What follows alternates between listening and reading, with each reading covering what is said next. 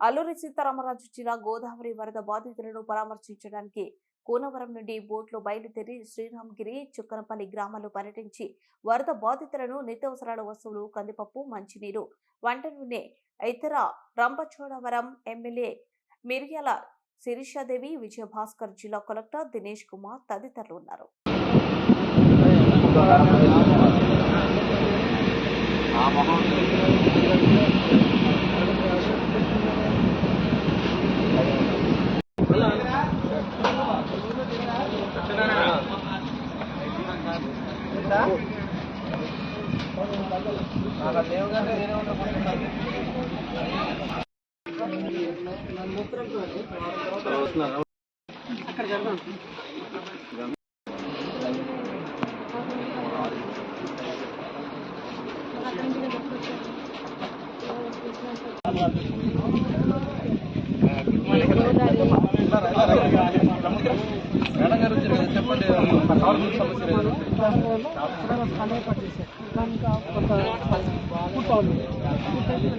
అలాగే ఉంటుంది కాదు